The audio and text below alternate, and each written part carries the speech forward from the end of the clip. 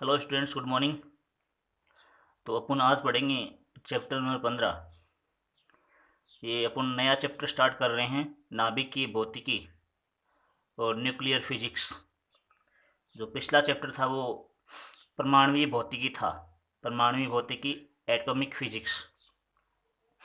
तो अपन ने फिजिक्स में अभी तक चैप्टर नंबर 12, 13 और 14 कर लिया, और इनके अपन ने पाठ्य पुस्तक की प्रश्न भी कर लिए और सारे न्यूमेरिकल भी कर लिए।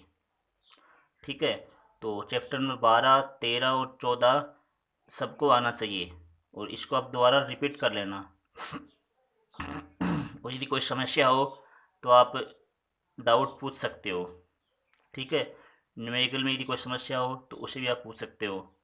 तो आज चैप्टर नंबर शुरू करेंगे 15 का। ये चैप्टर नंबर जो है वो 4 नंबर का चैप्टर है पूरा। जो 15 का चैप्टर है वो 4 नंबर का चैप्टर है। तो यहाँ से 3+1 आएगा, 3+1। एक क्वेश्चन आएगा 3 नंबर का और एक क्वेश्चन आएगा 1 नंबर का। ठीक है, तो 3+1 इसका पैटर्न है। तो न्यूक्लियर फिजिक्स देखो, नाभिक के अंदर क्या क्या होता है, प्रोटॉन और न्यूट्रॉन होता है। नाभिक के अंदर क्या क्या होता है, प्रोटॉन और न्यूट्रॉन। नाभिक का आवेश क्या होता है, धनावेश होता है। नाभिक की खोज किसने की थी, रदरफोर्ड ने की थी। रदरफोर्ड ने अपना अल्फा परिकीर्णन प्रयोग किया था, अपने पिछले चैप्टर में पढ़ा था। ठीक है, तो अल्फा परिकीर्णन प्रयोग है, उसमें नाभिक की खोज की गई थी। और नाभिक का धनावेश क्या होता है, नाभिक का धनावेश होता है। और परमाणु का जो समस्त धनावेश होता है वो नाभिक के ऊपर केंद्रित होता है। समस्त धनावेश और लगभग समस्त द्रव्यमान नाभिक में ही केंद्रित होता है। ठीक है, तो नाभिक के अंदर प्रोटॉन और न्यूट्रॉन होते हैं, उन्हें हम क्या कहते हैं, न्यूक्लियॉन्स कहते हैं। क्या कहते हैं, न्यूक्लियॉन्स, न्यूक्लियॉन्स। ठीक है, प्रोटॉन व न्यूट्रॉन को सम्मिलित रूप से क्या कहते हैं, न्यूक्लियॉन्स। प्रोटॉन जो होता है वो प्लस होता है, और न्यूट्रॉन जो होता है वो जीरो, जीरो आवेश होता है, उदासीन होता है। और नाभिक के चारों तरफ इलेक्ट्रॉन चक्कर लगाते हैं वर्ताकार कक्षा में, बोर के अनुसार। ठीक है, तो देखो, देखो भाई, न्यूक्लियॉन संख्या पहला टॉपिक है, न्यूक्लियॉन संख्या। ये सब को आना चाहिए, इसे द्रव्यमान संख्या भी कहते हैं। देखो, नाभिक में उपस्थित प्रोटॉन और न्यूट्रॉन की संख्या का योग, नाभिक में उपस्थित प्रोटॉन व न्यूट्रॉन की संख्या का योग न्यूक्लियॉन संख्या या द्रव्यमान संख्या कहलाती है। मतलब सीधी सी बात है कि प्रोटॉन व न्यूट्रॉन की संख्या का जो योग है, मतलब प्रोटॉन व न्यूट्रॉन को ही सम्मिलित रूप से क्या कहते हैं, न्यूक्लियॉन संख्या कहते हैं या द्रव्यमान संख्या कहते हैं। और देखो, कोई नाभिक जैसे कि XZA नाभिक हो, ये नाभिक का प्रतीक होता है, नाभिक का प्रतीक चिन्ह XZA। तो Z तो इसका परमाणु क्रमांक हो जाएगा या फिर प्रोटॉन संख्या हो जाएगी, और A क्या हो जाएगी, द्रव्यमान संख्या या न्यूक्लियॉन संख्या। तो ध्यान रहे, जो नीचे होता है वो क्या होता है, परमाणु क्रमांक या फिर प्रोटॉन संख्या। एक खास बात और है कि किसी भी नाभिक का परमाणु क्रमांक और प्रोटॉन संख्या हमेशा बराबर होती हैं, चाहे वो कुछ भी हो, चाहे परमाणु हो, चाहे उदासीन हो, चाहे वो धनावेश हो या ऋणावेश, चाहे कुछ भी हो। किसी भी हालत में प्रोटॉन संख्या व परमाणु क्रमांक हमेशा बराबर रहते हैं। ठीक है, प्रोटॉन संख्या व परमाणु क्रमांक हमेशा बराबर रहते हैं। तो जेड इसका क्या है, जेड यहाँ परमाणु क्रमांक या फिर प्रोटॉन संख्या, ए क्या, द्रव्यमान संख्या। तो देखो, द्रव्यमान संख्या जो होती है वो A = N+Z होती है, A = N+Z। जहाँ ए तो द्रव्यमान संख्या है, एन न्यूट्रॉन संख्या है, जेड प्रोटॉन संख्या है। तो जो न्यूक्लियॉन संख्या होती है ए, वो प्रोटॉन संख्या व न्यूट्रॉन संख्या का योग होती है N+Z। तो आना चाहिए भैया। देखो, यदि परमाणु उदासीन है तो प्रोटॉन संख्या, परमाणु क्रमांक, इलेक्ट्रॉन संख्या सब बराबर होते हैं। अगर उदासीन, जैसे मान लो सोडियम है, सोडियम Na, तो सोडियम के पास 11 इलेक्ट्रॉन होते हैं, 11 प्रोटॉन होते हैं, और 11 उसका परमाणु क्रमांक है। अगर Na+ की बात की जाए, Na+ की, तो Na+ मतलब उसने एक सोडियम आयन, सोडियम धनायन की बात की जाए तो उसने एक इलेक्ट्रॉन त्याग दिया, क्योंकि Na+ का मतलब क्या होता है, एक इलेक्ट्रॉन त्यागना। तो एक इलेक्ट्रॉन त्यागने के बाद कितने बचेंगे, 10 इलेक्ट्रॉन बच जाएंगे। तो इलेक्ट्रॉन तो कम हो जाएंगे, लेकिन परमाणु क्रमांक व प्रोटॉन संख्या बराबर पहले वाली रहेगी। ठीक है, तो परमाणु क्रमांक और प्रोटॉन संख्या चेंज नहीं होती है, चाहे धनायन बने, चाहे ऋणायन बने, चाहे कुछ भी बने, प्रोटॉन संख्या और परमाणु क्रमांक बराबर ही होते हैं। ठीक है, तो प्रोटॉन संख्या यदि उदासीन है तो प्रोटॉन संख्या, परमाणु क्रमांक और इलेक्ट्रॉन संख्या तीनों बराबर होती हैं।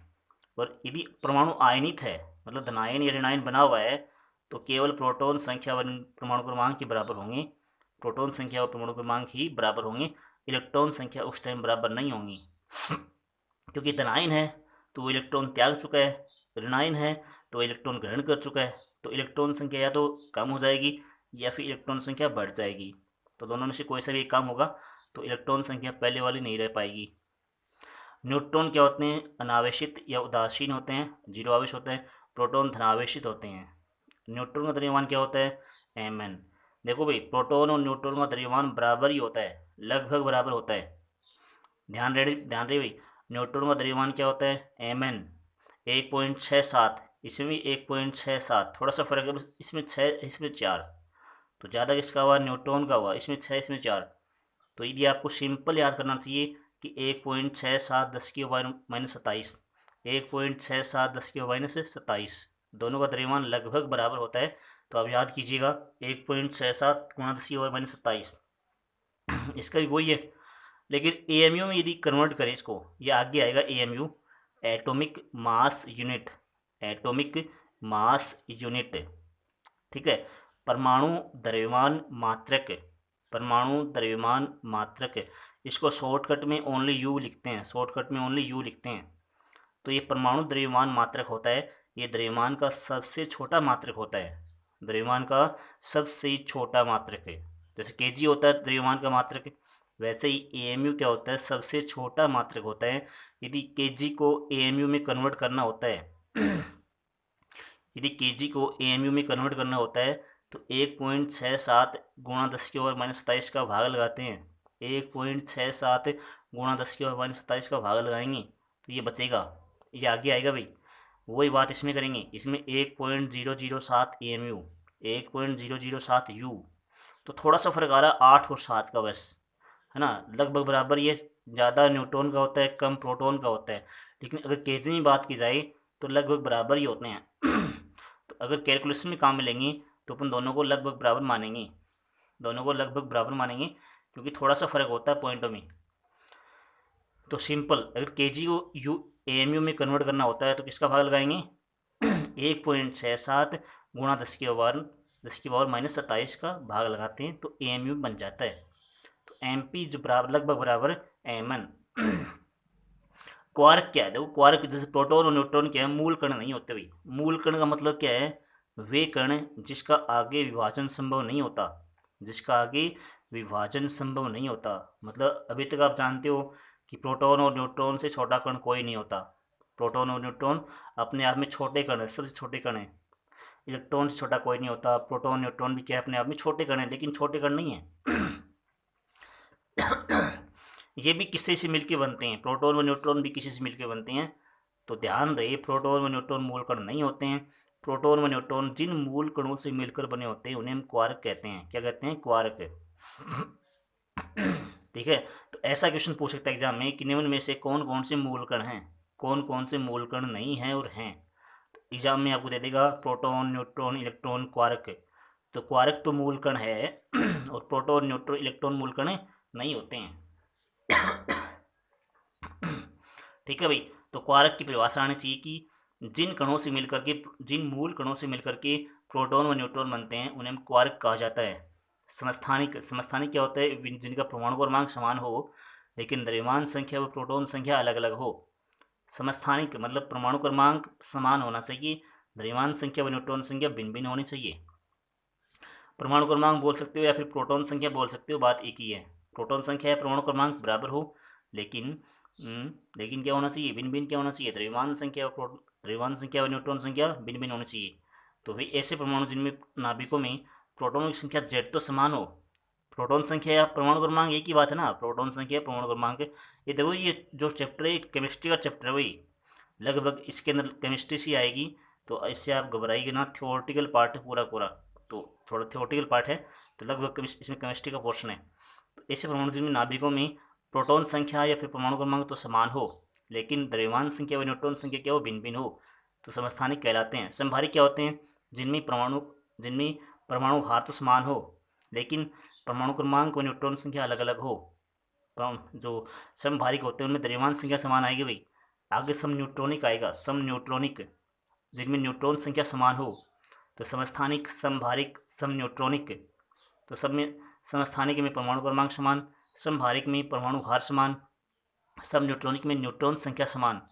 तो इसका एग्जाम्पल जैसे कि 8O16, 8O17, 8O18। तो सब में 8 समान है। ये ऑक्सीजन के समस्थानिक हैं। ऑक्सीजन के 3 समस्थानिक होते हैं, 8, 8, 8, 8O16, 17, 18। तो सब में द्रव्यमान संख्या अलग अलग आ रही है और सब में न्यूट्रॉन संख्या भी अलग अलग आएगी। 16-8 8, 17-8 9, 18-8 10। तो सब में न्यूट्रॉन संख्या भी अलग अलग आ रही है, द्रव्यमान संख्या भी अलग अलग आ रही है, परमाणु क्रमांक समान आ रहा है। वैसे ही हाइड्रोजन के 3 समस्थानिक होते हैं, protium, deuterium, tritium. Protium, deuterium और ट्राइटियम। तो प्रोटियम क्या होता है, 1H1, 1H2, 1H3, 1H1, 1H2, 1H3। तो सब में द्रव्यमान संख्या अलग अलग है, परमाणु क्रमांक समान है, 1 1 1। और द्रव्यमान संख्या क्या है, 1 2 3। तो सब में देखो, सब में प्रोटॉन संख्या परमाणु क्रमांक बराबर है, 1 1 1 1। न्यूट्रॉन संख्या क्या हो जाएगी, 1 - 1 0। घटाना पड़ता है, माइनस करना पड़ता है न्यूट्रॉन संख्या के लिए। इसमें न्यूट्रॉन संख्या कितनी आएगी, 2 - 1 1, 3 - 1 2। तो न्यूट्रॉन संख्या के लिए माइनस करते हैं भाई। और द्रव्यमान संख्या 1 2 3।